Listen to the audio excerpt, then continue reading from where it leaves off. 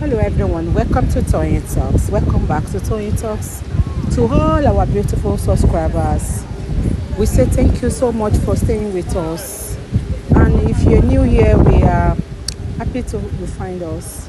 Please don't forget to like, subscribe, and hit on that notification bell so you will be notified for more upcoming videos. Màá ṣe mo dúpẹ́ bọ́lọ́run ṣe ti bẹ́ẹ̀ kọ́ ọlọ́run ti kọ́ pò ní nífọ̀kànbalẹ̀ lórí ọ̀rọ̀ mi bọ́lọ́run ṣe fẹ́ rí bẹ́ẹ̀ lórí ọlọ́run ti sọ pé òní nífọ̀kànbalẹ̀ lórí ọ̀rọ̀ mi ájìlá àti fòyò màá ṣe mo dúpẹ́ Karimo ó yá nítorí Karimo ẹ sọ pé ọmọdé yìí ò mọ̀nà ẹ sọ pé ọmọdé yìí ò mọ̀nà torí Karimo ẹ sọ pé ọmọdé yìí ò mọ̀nà ó má ti mọ̀nà débi ó ń rìn yìí o má ya aláṣejù kó yọ ọmọ tó jájú ọjọ́ ẹ sọ fún pé Karimo ẹni ọmọdé yìí ò mọ̀nà ó má ti mọ̀nà débi ó ń rìn yìí o má ya aláṣejù kó yọ ọmọ tó jájú ọjọ́ ò bá dìkòtò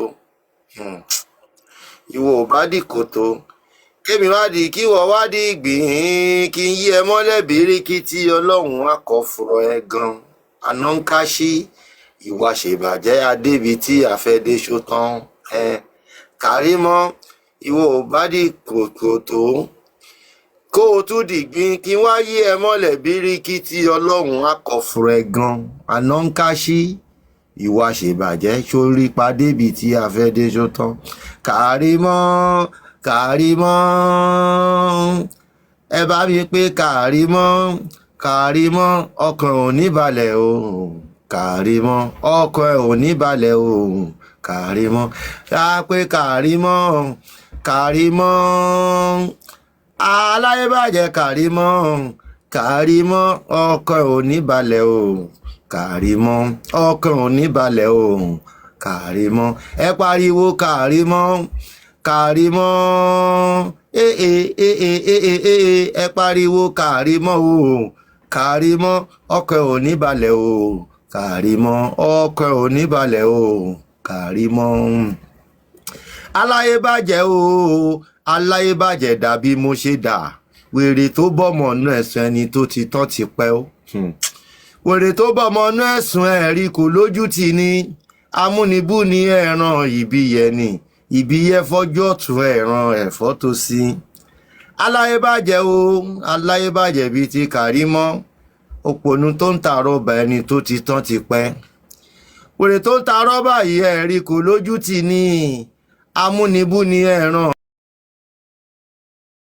ìbíyẹ ni ìbíyẹ fọ́jú ọ̀tún ẹ̀ràn ẹ̀fọ́ tó sí wọ́n ní kí láti máa ṣayé yìí sí kò yé mi kí la ti fẹ́ ṣayé yìí sí sẹ́ kò yé mi ayé tó tó bí orin bàbá wa ẹbí ní sàòbí o tọ́sọ lọ́jọ́ sí tí àròpọ̀ ń ṣeré ọ̀rọ̀ yìí ti wádìí bò lọ yà mí ayé gbẹ̀gẹ́ ó ti dayédèrú lọ́dọ̀ ọ̀bàyéjẹ́ tí ò fẹ́ ohun tó wà pa òun enemy of progress abatẹnijẹ́ o àmọ́ ṣáá enemy of progress abatẹnijẹ́ mo ṣe bó ti jẹ̀bi Karimo ó ti jẹ̀bi ló ṣe jẹ́ kó jẹ́ ń tẹ̀dí o ó ti jẹ̀bi ló ṣe jẹ́ kó jẹ́ ń tẹ̀dí o ó ti jẹ̀bi ló ṣe jẹ́ kó jẹ́ ń tẹ̀dí o ó jẹ́ ń tẹ̀dí kó ní iyì láwùjọ.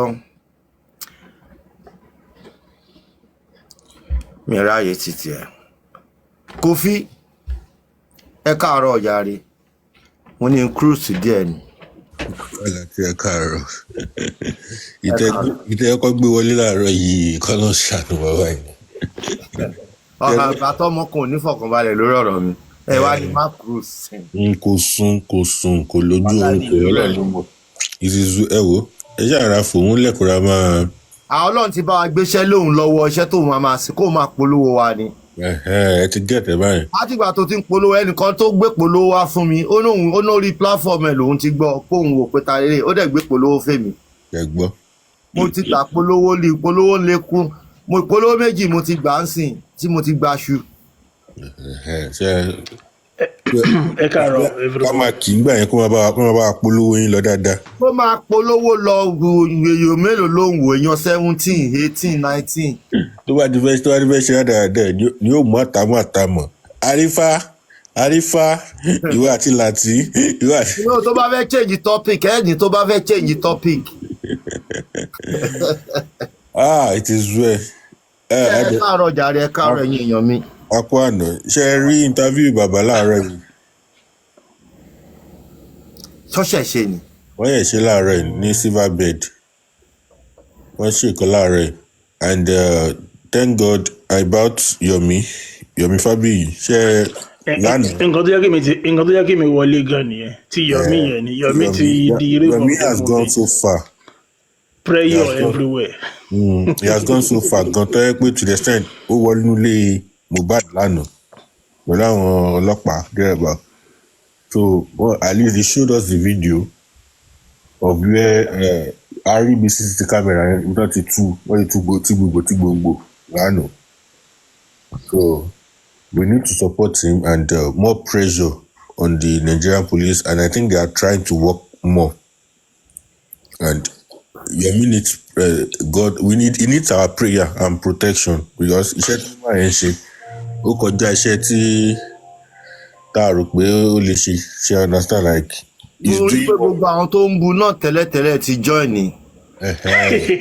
So ẹ ti understand mi ò bóyá ká ní pé mo kàn lé because wọ́n dà kí mo screen record ibi tó ti ń ṣó ẹ̀ lánàá fún sódà ká lè lò láàrin ẹ máa rí gbogbo inú ilé ẹ̀ ibi táìsì tí wọ́n ṣó ibi 3 seconds video yẹn a rí bẹ́ẹ̀ náà táìsì yẹn máa rí pé yes side b ni nǹkan yẹn ti ṣẹlẹ̀ ṣe understand ṣe máa rí pé side b ti ṣẹlẹ̀ so I think táwọn yẹn bá ti Mr. Kofi náà wà bẹ́ẹ̀ lánàá and. ẹ̀ka ló ní interview bàbá láàárọ̀ yìí mi ò tí ì gbọ́ mi ò rí. mo tẹ̀ fẹ́ báyìí play ẹ̀ jáde gan látòrí bíi torí like it's like bí 25 minutes kìíní ni so wà lórí ó tún wà lórí YouTube bóyá kí ni ẹ jẹ́ Cyprus kí n send the link yẹn sí. ẹ lè send the link yẹn sí mi. ẹ send the link yẹn sí mi bọ́. bàbá ti ṣe ẹdúná mo jẹ́rìí ó lè jẹ́ ayọ̀ tí ní send ẹ̀ sí mi hold on. hello.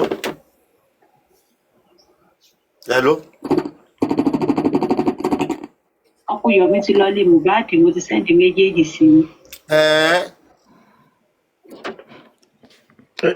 ẹ jẹ́ kí n wà ní comment section tèmi káwọn ọ̀rọ̀ yẹn lè máa comment lọ so let me leave my own space. èèyàn kan láwọn ti send ẹ̀ sí yín àbí. Okay. Yeah.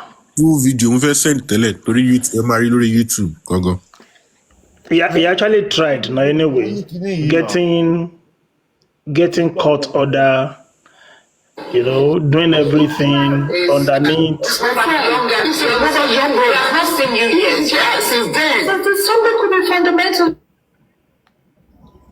Okay, lẹ́yìn ni mo rí láàárọ̀ mo blog. Àdúrà is mọ́mí bíìrì ní ẹ káàárọ̀ lọ́dọ̀ yín bẹ̀rẹ̀. Olori Ebi ẹ káàárọ̀ o. Ẹ káàárọ̀ mà. Ẹ káàárọ̀ ẹ kú iṣẹ́ kú ojúmọ́ ilé ìtẹ́gbé wọlé láàárọ̀ ìfà tó lágbára. Olúwa. Kíní ilé Mohbad tí Yomi lọ yẹn in fact mo ń wo kíní yẹn it's a very very very good development. Àtàmọ́ tó lórí burúkú yẹn wá ń sọ ń sìn àtúmọ̀ nǹkan tó tún fẹ́ sọ lénìí. Èwo nu wọn. Ṣe olórí burúkú ọmọ onípọ̀nmọ́ ẹni tó bá ń ra pọ̀nmọ́ lọ́wọ́ Karimo ti ṣi pọ̀nmọ́ jẹ láyé ẹ̀ pọ̀nmọ́ tó ti tọ̀ sí tó lọ ń rà jẹ. Ló ń sọ̀rọ̀ àrífà tí ò rí nǹkan kan sọ lánàá tó kàn ń sọ wá rádaràda instead of her to just keep quiet and bow out.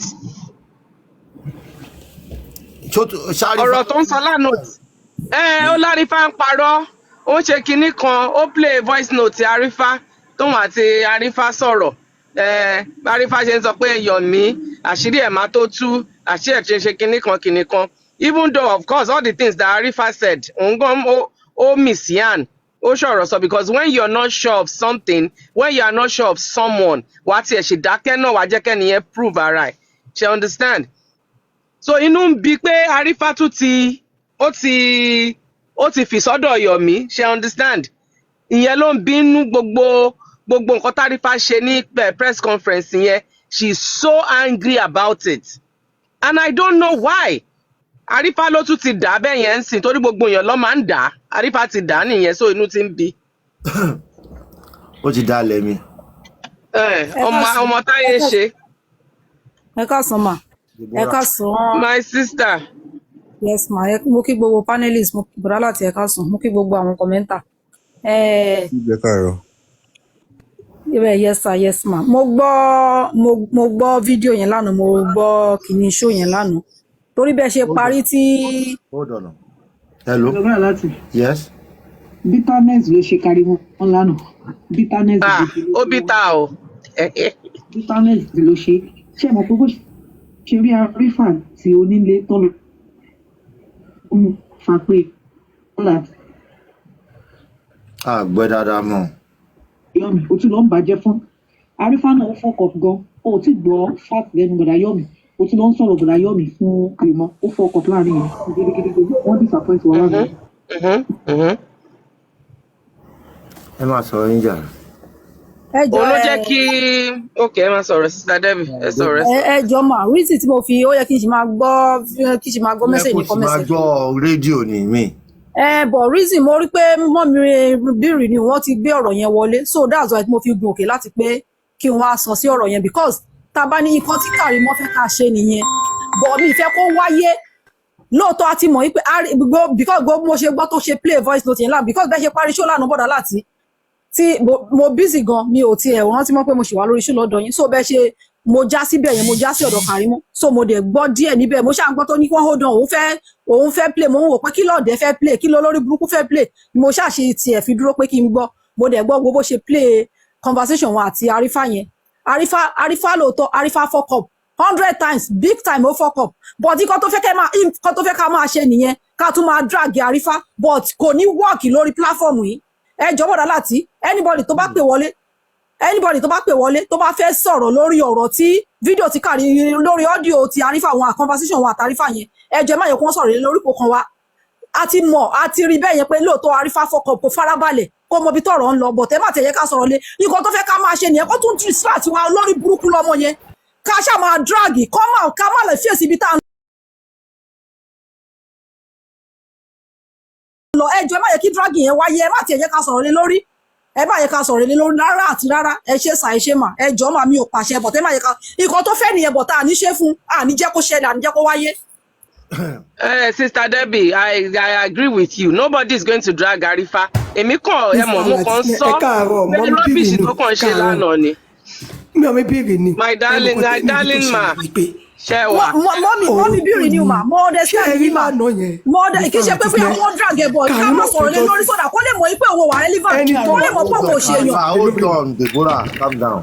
Miss Latisneh, ẹni tó bá ṣe tẹ̀lé Karimo tó bá ní òun fẹ́ justice fún Mohbad kò fẹ́ justice fún Mohbad ibi tí Karimo peter dé Karimo fúwọ́ fáwà ipe àdúrà fẹ́ commit suicide ó ṣàtọ́jú ṣe kéèsì yẹn mọ́ ó rí pé ibi tí kéèsì yẹn lọ àṣírí máa tó tù Karimo ò fẹ́ justice Ọlọ́run dẹ̀ máa bá yẹ Karimo jẹ ni lánàá yẹn ẹ bá gbọ́ tó sọ. ẹ calm down ẹ dúró náà ẹ mute èmi ti sọ fún yín látànà yìí pé Karimo ti lose ya ọ̀dọ̀ bàbá ó fẹ́ kí bàbá ọmọ tó láìkì kan máa kọ́ra lórí ni ìgbà tí ó ti rí opportunity lọ́dọ̀ bàbá mọ́ kò ní wá kí bàbá rí justice ó máa obstruct justice ni ó máa fi ṣe kàkà kékú má jẹ́ sèse wípé kóun fi ṣàwádànù. God bless you sir. kò sí fún bàbá ó ti rí pé attention tó nídìí lọ́dọ̀ bàbá kò rí lọ́dọ̀ bàbá òfin látẹ̀sọ́ dẹ̀ ti ń bú bàbá náà ó ti ń bú bàbá fúnra ara ẹ̀ so anybody tó bá ń lọ sọ́dọ̀ ẹ̀ wọ́n wá justice ó ti pera ẹ̀ ní ìtaláwà ìyẹn ò sínú justice ó ti pera ẹ̀ ní ìtaláwà anybody tó bá wà lọ́dọ̀ ò sí fún justice that is it kọ́tẹ́ máa sọ ẹ lè sọ̀rọ̀ nísìn ẹ̀yin ìyá wa. ẹ káàárọ̀ gbogbo lé Aunty Debbie mo agree pẹ̀lú nǹkan tẹ́ ẹ sọ yẹn nǹkan tó fẹ́ ká máa ṣe ń sìn òun nìyẹn nǹkan ó fẹ́ máa divert wa ìwọ sọ pé òun wá justice ìwọ tún wá ń sọ fún àdúrà wípé olórí burúkú ni àwa ní àwọn ọ̀ràn ẹ̀ because ọkàn ti ṣú ẹ̀ kan tó ń ṣe ó sọ pé àdúrà ó fẹ́ commit suicide àbí ṣé torí àwọn olórí burúkú yẹn ẹ̀yin náà imagine like I don't understand ẹni tó bá ń follow Karimo kò sí nǹkan kan lára ọmọ yẹn kò sí nǹkan tí Karimo fẹ́ ṣe fún wa like mo gbọ́ kíní yẹn lánàá I was like ọmọ eléyìí ẹjọ́ iṣẹ́ lè wá sọ olúwa bẹ sọ ń sìn pé justice ló mú wá Karimo ó ń fight fún ara ẹ̀ ní bó ṣe wà yẹn kò wá justice kankan she is the nurse àṣírí ẹ̀ ṣì máa tú. ẹ máa gbọ́ kò fight fún ara ẹ̀ kankan ó ti lose ọ̀dọ̀ Wùmí ó ti lose ọ̀dọ̀ ìyá ó ti lose ọ̀dọ̀ bàbá ó ti lose ọ̀dọ̀ bàbá Mohbad. ó ti lose every angle. ó ti lose every angle. ìtura ló ṣe ń bá wa ìjà. ó ti lose ilé ọkọ ẹ̀ ń lọ láìpẹ́. kò sí kankan tó fẹ́ ṣe wọ́n kàn fi ìtìjú bọ̀ta ni ìtìjú ni Karimo fi ń bọ̀ta kò sí kankan tó fẹ́ ṣe mọ́. wọ́n máa tó gba ọmọ lọ́wọ́ ẹ̀ àwọn ọmọ ẹ̀ tí ò lè tọ́jú yẹn tó ń gbé síwájú kámẹ́rà wọ́n máa tó gbà wọ́n lọ́wọ́ ẹ̀.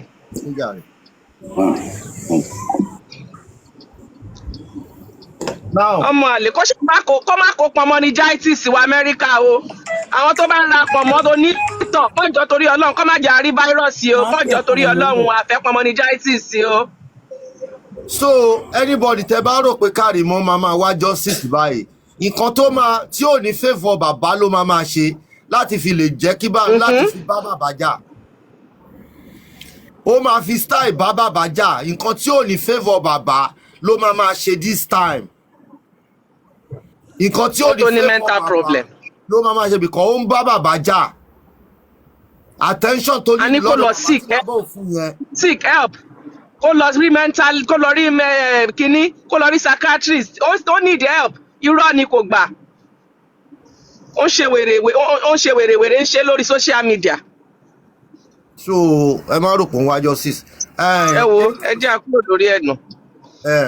ẹ já gbọ́ ike kí ni bàbá yìí bí mo pé mo ti blog ẹ láàárọ̀ yìí. Okay, Adura is my friend. He's a younger. I've not seen you yet. Yes, since then. So something could be fundamentally wrong. Is there anything? Are you misunderstood?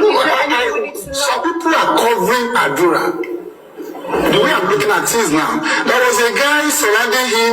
I didn't know exactly what that person is looking for in my family. You know, it's surrounding him. They call him right. Yes, it's an OPC man. They normally follow him wherever he wants. As Adura is now 22 years, he never called me on phone. He never come to my house since when his brother dead. What are they covering? Is it more about what they're covering, or maybe there's a missing link? I have a father, he's 88 years old, right? Yeah. And I'm constantly in touch with him. Even when I'm not physically there, he feels me. There could be what would you consider to be the missing link between you and your children? Well, I can't say anything concerning that. But before Mohbad death, we are together. We are moving together. But after this death, something separates us. What could it be? Maybe the way I'm looking at things, for me now, I'm looking for the death of the Mohbad, which I wanted to know. That is what the most thing that concerning me. And people that are living with him, Adura is his junior brother to Mohbad. He's supposed to fill me up to know exactly what happened to his brother. Are you suggesting that he knew about his death? Yes! They are living in the same house. You think he's culpable? Yes! And they are living in the same house. When we are together here, if something happened, it's supposed to be a good witness to his dad. He's the one that's supposed to call me on phone that this is what's going on. He didn't call me. You of the opinion that the brother to late Mohbad could know exactly how the brother died? He's supposed to know. But that's an assumption. Nǹkan tí mo ti ẹ̀ gbé wá tẹ́lẹ̀tẹ́lẹ̀ olórí burúkú ọmọ kan tó lọ interview bàbá tó ní jòsè ọmọ tẹ pánkọ́ ẹ̀ṣẹ́ ti rí ọmọ ẹ̀ mo ti ẹ̀ kọ́kọ́ fẹ́ wá fún tẹ́lẹ̀tẹ́lẹ̀. mo send video yẹn sí yín náà mo send link yẹn sí yín. olórí burúkú ọmọ tí ò ní ràn mà ní bọ́ ẹ̀yẹn ti. La Liga ọmọ gbéṣẹ́ fún ni. àwọn ṣe báwọn ará àwọn Wùmí ló gbéṣẹ́ fún náà. wọ́n gbéṣẹ́ fún ni wọ́n gbéṣẹ́ fún. La Liga wọ́n gbéṣẹ́ fún ni. ọmọ tó jẹ́ kán pèrò lé lórí kọ́nà tiẹ̀ bàjẹ́ àwọn ọmọ òfò àwọn ọmọ tí ò níran. wọ́n gbéṣẹ́ fún ni. àwọn ọmọ tó jẹ́ kí ìyá wọn ti fi ṣe nǹkan oṣù dànù. ẹ̀yin ẹ má jẹ́ ṣàlàyé wọ́n máa tó pa òun náà wọ́n wá béèrè lọ bàbá tiẹ̀ náà pé ọmọ tí bàbá yẹn pa ń kọ́. orúkọ Jésù bó ṣe máa jẹ́ nìyẹn wọ́n tó pa òun náà wọ́n wá béèrè lọ bàbá yìí pé ọmọ tí bàbá yẹn pa ń kọ́ bó ṣe máa jẹ́ nìyẹn. ọmọ òṣì. gbogbo wọn náà máa parun pẹ̀lú ògo Ọlọ́run. Would you say your life got better after the death of your son? ẹ wo bá bàbá sọ̀rọ̀. Because Mohbad is my friend.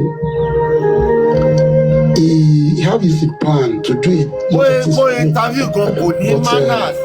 With the way I look. Bó ṣe interview yẹn gan kò ní manners ẹ bóyá fọwọ́ sí gbé fóònù dáadé. Bàbá ọmọ intention wèrè ọmọ ni wọn ọmọ intention ẹ ọmọ kó wá mú àwọn ṣeré ni ó lọ mú àìní bàbá ni. Interview tó ṣe kò ń ṣe pé. eléyìí gan ló jẹ́ káwọn èèyàn fi mọ̀ eléyìí gan ló jẹ́ káwọn èèyàn fi mọ̀ pé bàbá Mohbad has a pure heart. That man kò robi sí anybody. Ó ní pure heart. Kan tó bá jẹ́ pé kò ní pure heart ni kò ní àlá ọmọ lórí burúkú yẹn. That man is just pure. He's just an innocent man.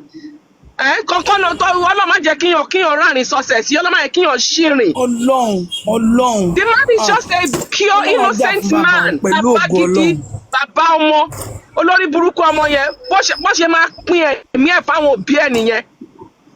Fún ọmọ abèrè lọ́wọ́ bàbá ẹ̀ náà pé báwo ló ṣe pa ọmọ ẹ̀, àwọn ọmọ òfò. All right, ẹ já bẹ̀rẹ̀. Ọmọ òfò Karimo aláyébàjẹ́ o aláyébàjẹ́ dàbí mo ṣe dà. Láti ẹ fi yẹn lẹ ẹjọ́ ẹjọ́. Ẹ má kú sọ̀rọ̀ Karimo báyìí àwọn èèyàn máa pè wọlé lórí show tó ṣe yẹn wọ́n máa pè wọlé ẹ má tiẹ̀ jẹ́ ká sọ̀rọ̀ lẹ́yìn rárá. Ẹ má tiẹ̀ jẹ́ ká sọ̀rọ̀ lẹ́yìn rárá ẹ má tiẹ̀ jẹ́ ká sọ̀rọ̀ lẹ́yìn rárá. Ẹ mọ nǹkan ní ká máa fún Karimo jẹ ẹjọ́. Ó ti gbọ́ fún Karimo rẹ̀ di bàbá ẹ̀rí tó ti gbé wọlé ní ìyọ̀mí. Ìtọ́gbé wọlé tó ní àdúrà fẹ́ commit suicide. So ó tún rẹ̀ ní ọmọ oṣù ọmọ yẹn manipulator gidi ló ti sọ yẹn báyìí. Àwọn tó bá kọ́ọ̀tì ẹ ti bá kọ́ọ̀tì ẹ ó wá ń ranṣọ ó wá ń pariwo àdúrà tó bá lọ para nítorí àwọn olórí burúkú kan iye náà máa kú ó ṣá ẹ mọ bí kò sọ pé yàn fi style threatening èèyàn. distraction Yọmí látẹ̀lé lọ kó lọ kú tó bá fẹ́ parẹ́. Kọ́kí ló kọ̀ ọmọ òfò bàbá àti ìjọ jẹ́ ká analyze ní Yọmí ẹjọ́. Mo ti mọ̀ pé nǹkan tí Yọmí ṣe yẹn ó ń jó ó bá wọn ó ní Yọmí ó lóun jẹ lọ́ba yọ àwọn èèyàn praise ẹ àwọn ní àwọn olórí burúkú ní àwọn praise ẹ for life ní ó ní àwọn oúnjẹ lọ́ba yìí wọ́n praise ẹ. Ó ní Yọmí ó ní ṣé òun máa pé Yọmí máa ń ṣoògùn ó lóun máa pé Yọmí máa ń ṣoògùn ó lọ sí ìṣẹ́ pé Yọmí ń ṣoògùn. Ṣé gbogbo èèyàn ló máa jọ fámílì ẹni Karimo? Ṣé gbogbo èèyàn ló máa jọran ẹ̀yin olóògùn kà? Ṣebí Yọmí ṣoògùn ká lè rí justice ni Yọmí ò pààyàn kọ́ ló pa Mohbad. Yọmí ò pààyàn kò ṣoògùn kó fi pààyàn náà. Dẹ́bìtì ibi tẹ́ bá ti mọ̀ pé ìgbà tó sọ pé Yọmí ṣoògùn ẹ máa tàn pé òun náà ṣoògùn ó ti tẹ̀ láti àtàkì. Ògùn yẹn ògùn Yọmí. Ẹlẹ́dàá èwo ló ṣe mọ̀ pé ó ṣoògùn. Ó ti tẹ̀ láti ọ̀tì Yọmí ògùn yẹn ò wọlé sára Yọmí ló fi mọ̀ pé ó ń ṣoògùn lórí burúkú ọmọ gẹ̀ yẹn. Gbogbo èèyàn ló máa rò pójú àwọn ni àwọn olóògùn kà. Ẹ já gbọ́ interview bàbá gbà ẹ̀.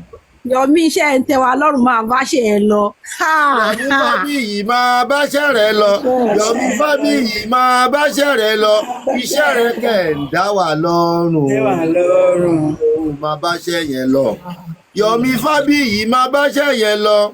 Yọmí o máa báṣẹ́ yẹn lọ. Iṣẹ́ rẹ̀ kẹ̀ ń tẹ́ wà lọ́rùn kẹ̀. Yọmí o Yọmí o máa báṣẹ́. Yọmí ò gbowó lọ́wọ́ wa o.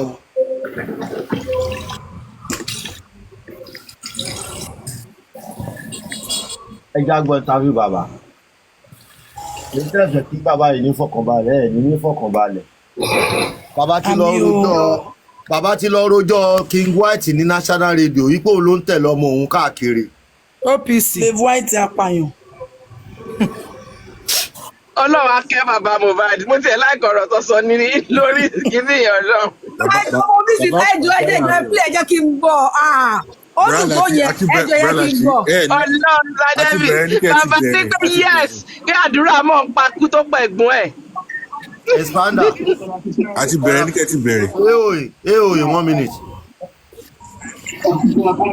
Àwa ni ẹṣẹ́ wa. Ọkọ̀ méjì pẹ̀lẹ́ ni mo kàn fẹ́ sọ̀rọ̀ lé lórí. Ṣé ní ẹni tó ṣe ń tábìlì fún bàbá rẹ̀? Lóòótọ́ gbogbo wa sọ pé bàbá ní good heart, bàbá dá, bàbá fífi. But question kan tá a fẹ́ láti máa bèrè ni pé nígbà tí Yomi invite bàbá sí World Conference yẹn, bàbá ò lọ. Ẹni tó ń ṣe tábìlì fún bàbá yìí, bàbá ń gbọ́dọ̀ bàbá ti mọ̀. Àwọn wo ni wọ́n grant bàbá pé kí bàbá lọ síbẹ̀? Àwọn wo ni wọ́n ní kó má lọ sọ́dọ̀ Yomi? Wọ́n ṣe ń tẹnu pé àwọn tí wọ́n ń control bàbá, àwọn tó manage máa nìyẹn, àwọn ni wọ́n ń drag máa nìyẹn. Ó ní pé wọ́n mọ bàbá yẹn, ẹni tó ṣe tábìlì fún bàbá yẹn, kí wọ́n tó sọ pé kí bàbá aláwọ̀ ẹ̀ fún tábìlì yẹn. Because everybody lè lọ sọ́dọ̀ bàbá tí bàbá dẹ̀ grant wọn. Àwọn wo ló ní kí bàbá grant bàbá yẹn? Nígbà kan wá ṣe tábìlì yẹn tó fọwọ́ rí bó ṣe bá bàbá sọ̀rọ̀. Kí ni pátá ti kó, kí ni wọ́n ṣe? Ó ní ìfáwọn gọ̀gọ̀ ni wọ́n tó bàbá yẹn sọ́nà tí ò yẹ. Àwọn gọ̀gọ̀ ni wọ́n jẹ́ káwọn yẹn máa drag bàbá yẹn. The high time tàbá face àwọn tó manage bàbá yẹn pé rubbish ni wọ́n ṣe fún. Ló máa tó ní bàbá yẹn máa tó bọ́ lọ́wọ́ wọn. If not, wọ́n máa darí bàbá yẹn síbi tí ò yẹ kó lọ, ibi tó yẹ kó lọ, wọn ò ní jẹ́ kó lọ. That is that about that. ẹjọ́ sà ẹjọ́ mà ẹjọ́ ṣẹ́ rí àti ibi tó ń lọ àti ibi mo rò wọ́n ti ṣe tán mo rò wọ́n ti ṣe tán ni. Expander mú gbọ́ yín. Ẹ ṣe ẹlẹ́kejì tí mo fẹ́ sọ̀rọ̀ bá ni pé lórí ọ̀rọ̀ àdúrà yìí náà ni lánàá ó dàgbọ́ sọ lórí platform yìí lánàá mo dẹ̀ tún gígì lọ sọ́dọ̀ Madam Kofi tí mo express feeling yẹn náà sí wọn pé with the look of things àwọn tó manage àdúrà àwọn tó surround àdúrà àti ibi tí wọ́n ń gbé bọ́ yẹn lọ wọ́n ń gbìyànjú nǹkan kan pẹ̀lú bọ̀bọ̀ yẹn bí wọ́n ṣe ń ṣọ́ọ̀bù sí oúnjẹ fún Mohbad láti lẹ̀ tí wọ́n ń pa slowly tí wọ́n ń ṣe gbogbo nǹkan yẹn mo dẹ̀ sọ fún Madam Kofi pé kí wọ́n get in touch pẹ̀lú bàbá lórí mo mọ̀ pé she can do that she's closer and tó bá dé bàbá sọ̀rọ̀ bàbá máa listen sí wọn kí wọ́n bá bàbá sọ̀rọ̀ gbogbo bí bàbá yẹn bá ṣe fẹ́ èyí tí bàbá ń ṣe yìí ìṣàlọ́ afẹ́ bẹ́ẹ̀ but ọlọ́run ò ní jẹ́ kí wọ́n rí kọ́ ọmọ ọlọ́run ò ní jẹ́ kí wọ́n kọ́ wọ́n rí kọ́ ọmọ kí bàbá má jẹ́ kó tún pa àdúrà mọ́ lọ́wọ́ ìdá àdúrà wa bá wọn